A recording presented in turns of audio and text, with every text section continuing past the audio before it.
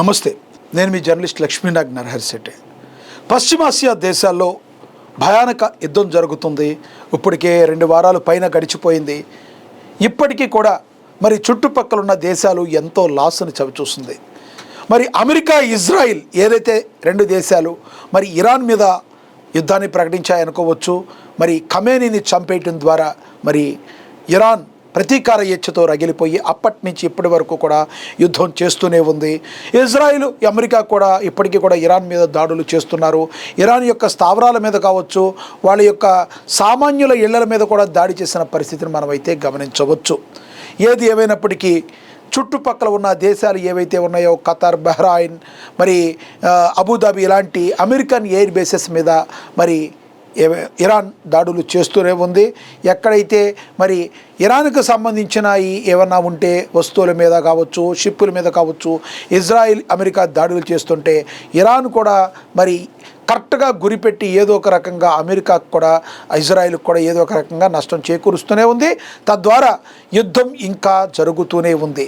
ఇది శాంతింపజేయాలి, మీరు ఆగండి, సంయమనం పాటించాలి అని అనుకున్నారు కొంతమంది చెప్తుంటే, మరి అదే సమయంలో అమెరికా అయితే లొంగిపోవాలి ఎటువంటి పరిస్థితుల్లో ఇరాన్ అని చెప్తుంది. కానీ అమెరికా ఎందుకో ఇరాన్ని కొంచెం తక్కువ అంచనా వేసింది. ఇరాన్ చిన్న కంట్రీ ఏం కాదు, కొంచెం పెద్ద కంట్రీ. వాళ్ళ యొక్క కొండలు ఏవైతే ఉన్నాయో ఆ కొండల్లోకి వాళ్ళకి శ్రీరామ రక్షగా అవి ఉన్నాయని మనమైతే భావించవచ్చు. ఎందుకంటే ఎక్కడికి వెళ్ళినా కూడా బయట నుంచి హెలికాప్టర్ లాంటి యుద్ధాలు వెళ్ళినా కూడా గాల్లో నుంచి వీళ్ళు చేయాలి తప్పితే మిసైళ్లతో ఏదో దాడి చేయాలంటే జరగని పని. కాబట్టి అమెరికాకి అంత సులువు కాదు. అది లేటుగా గ్రహించింది అమెరికా. ఇప్పుడైతే మరి లొంగిపోవాలని మేకపోతు గాంభీర్యం చెప్తుందని చెప్పి విశ్లేషకులు అయితే భావిస్తున్నారు. ఏది ఏమైనప్పటికీ మరి ఇరాన్ అయితే ఒంటరిగా పోరాడుతూ ఉన్న సమయంలో మరి రష్యా అధ్యక్షుడు వ్లాదిమిర్ పుతిన్ ఎవరైతే ఉన్నారో అతను ఇరాన్కి బాసటగా నిలిచి మరి ఇరాన్కి మేము అండగా ఉంటాము అని చెప్పి ఎప్పుడైతే చెప్పారో మరి ఇరాన్కి 1000 ఏనుగుల బలం వచ్చిందంటంలో మరి ఎటువంటి సందేహం లేదు. ఇప్పుడు మనందరం మాట్లాడుకోవాల్సింది ఏంటంటే, ఇప్పటికే ఇరాన్ నుంచి మనందరం తెలుసు, భారత్తో కలిపి అందరం కూడా మనం ఇరాన్ నుంచి మనం చమురు నిల్వలు ఏవైతే ఉన్నాయో అవన్నీ కూడా మనం దిగుమతి చేసుకుంటూ ఉంటాం. మరి ఇరాన్ నుంచి ఇప్పుడు యుద్ధం సమయంలో యుద్ధం వలన మనం దిగుమతి చేసుకోలేకపోయాం. ఇప్పుడు రష్యా నుంచి మనం తీసుకోవాల్సి వస్తుంది. కానీ రష్యా నుంచి మనం తీసుకుంటే అది మనకి కొంచెం దూరం అవటం వలన మరి ఆ చమురు నిల్వల యొక్క రేట్లు కూడా విపరీతంగా పెరిగిపోయే అవకాశం స్పష్టంగా కనబడుతుంది. చమురు నిల్వల రేట్లు బాగా పెరిగితే అవన్నీ కూడా మనకి ఇంధనం మీద, పెట్రోల్, డీజిల్, ఆహార పదార్థాలు అన్నిటి మీద కూడా ఈ ప్రభావం పడుతుంది. కాబట్టి ఇది మనందరికీ కూడా కొంత సంకటంగా మారే అవకాశం చాలా చాలా చాలా స్పష్టంగా మనకి కనబడుతుంది. ఇక పుతిన్ ఎప్పుడైతే మీకు ఇరాన్కి సహాయంగా ఉన్నాడో మరి ఈ యుద్ధం ఇప్పుడుతో ఆగుతుందా, ఇది మరొక 6 నెలల పాటు జరిగే అవకాశం స్పష్టంగా కనబడుతుంది. మరోవైపు ఇరాన్కి కూడా తన ఆయుధ సంపత్తి అన్నితో పోల్చుకున్న 5-6 నెలలు ఈజీగా మరి అమెరికా, ఇజ్రాయిల్తో యుద్ధం చేస్తుంది అని మరి తెలుస్తున్న వేళ రష్యా ఎప్పుడైతే మేమున్నాము ఇరాన్కి అని స్నేహాస్తం అందించిందో యుద్ధం మరింత ముందుకు వెళ్ళే అవకాశం అయితే కనబడుతుంది. కానీ ఇదే కనుక జరిగితే మనందరికీ కూడా చాలా చాలా ప్రాబ్లం ఉంటుంది. ఎటువంటి పరిస్థితుల్లో భారత్ కూడా ఒక అడుగు ముందుకేసి దీనికి సంబంధించి ఆపే ప్రయత్నాలు జరిపించాలి.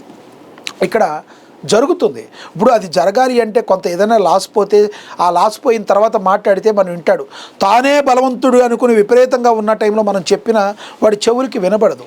భారత్ కూడా చేస్తుంది, సరైన సమయంలో చేస్తుంది అని మరి మనం కూడా భావించవచ్చు. ఇక మరో రకంగా చూసుకుంటే ఇప్పటికే $1,000 గాల్లో కలిపేస్తున్నారు ట్రంప్. విపరీతంగా డబ్బులు ఖర్చు పెడుతున్నారు. ఇజ్రాయెల్ కూడా ఆ మాటకు వస్తే విపరీతంగా డబ్బు ఖర్చు పెడుతుంది. ఈ రకంగా డబ్బు ఖర్చు పెట్టి తర్వాత మరి యుద్ధం అంటూ జరిగితే ఎవరికి 2 దేశాలకి కూడా, ఇరు దేశాలకి అంటే కూటమిగా ఉన్న ఇజ్రాయెల్, అమెరికాకి, అదేవిధంగా ఇరాన్కి కూడా లాస్ ఉంటుంది. బట్ ఇరాన్ కొంత ఎక్కువ లాస్ అయ్యుండొచ్చు గాక, కానీ అమెరికా కూడా లాస్లోకి వెళ్ళిపోతుంది. తద్వారా అమెరికా తీసుకున్న నిర్ణయాల వలన అమెరికా కూడా సంక్షోభంలోకి వెళ్ళిపోయే అవకాశం స్పష్టంగా కనబడుతుంది. సంక్షోభం అంటే వాళ్ళు ఏదో రోడ్ల మీదకి వచ్చేసి రోడ్ల మీద బతకాల్సిన అవసరం అని కాదు. ఇప్పుడు ఒక రూ. 5 లాభం వచ్చే పనులు చేస్తే ఓకే, అతనికి ఏ లాభం రాకుండా అలాగే ఉండిపోగలిగితే మరి ఆ లాభం వచ్చేది రాకుండా అయిపోతే అది కూడా నష్టమే కదా. దీన్ని ఇంత చిన్న లాజిక్ని అమెరికా మిస్ చేసుకుంది. ఏది ఏమైనప్పటికీ రష్యా ప్రకటించారు నిన్న మరి పుతిన్ ఇరాన్కి అండగా ఉంటామని. మరి ఈ యుద్ధం ఎప్పుడు వరకు వెళుతుందో ఎక్కడి వరకు వెళుతుందో ఎవరికీ తెలియని పరిస్థితి. కానీ ఇప్పటికైతే మనకి చాలా దారుణంగా బేరల్ ధర $100 పెరిగిపోయిన పరిస్థితి మనం మరి కనుక్కోవచ్చు. అదేవిధంగా చూసుకుంటే ఇరాన్ మరొక హెచ్చరిక జారీ చేస్తుంది. తస్మాత్ జాగ్రత్త, ఇరాన్ని మీరు అందరూ తక్కువ వేశారు అంటే ఇంక్లూడింగ్ భారత్తో కలిపి అన్ని పశ్చిమాసియా దేశాలకి ఇరాన్ వార్నింగ్ ఇచ్చింది. మీరు గన ఇలాగే మా మీద దాడులు జరుగుతున్నా మీరు ఖండించకపోతే, మీరు గన అమెరికా ఇజ్రాయెల్ని కట్టడి చెయ్యకపోతే మేము బ్యారెల్ ధరని $200కు పెంచుతాము, ముడి చమురు ధరని అని స్పష్టంగా ఇరాన్ చెప్పింది. ఇది ఆసామాషి విషయం కాదు. ఎందుకంటే ఒక దేశాన్ని లేకుండా చేసేసేసే అంత దౌర్భాగ్యమైన పరిస్థితులు ఉండకూడదు. ఎందుకంటే దేశం అంటే ప్రజలు ఎవరి దేశాల సరిహద్దులు వాళ్ళకు ఉన్నాయి, అందరూ చక్కగా ఉండాలి. అంతేగాని ఏదో దాడి చేసి పాత రోజుల్లోలాగా రాజ్యాలను కలిపేసుకోవాలి, నాకంటే బలవంతుడు లేడు అని అనుకుంటే మాత్రం ఎవరు అనుకున్నారో వాళ్ళకి అది తప్పదు. మరి నీకు ట్రంప్ కార్డు ఉండేటట్టుగా అవకాశం స్పష్టంగా కనబడుతుందని చెప్పి అందరూ కూడా ట్రంప్ని మరి ద్వేషిస్తున్నారు.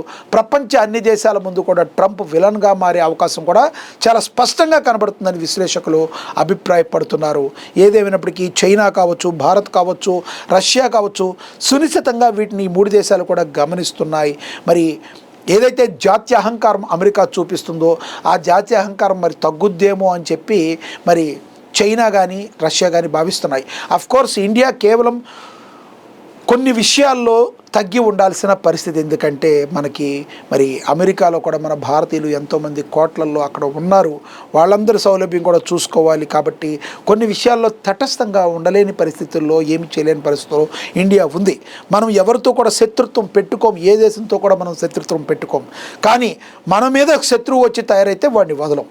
అది పాకిస్తాన్ లాంటి తోక ముడిచిన కుక్క బుద్ధి వాడికి తెలుసు. కానీ గాంధేయ మార్గంలో వెళ్ళే మనకి అటువంటి పరిస్థితుల్లో కూడా శత్రువుని ఎక్కువ పెంచుకుంటూ పోము.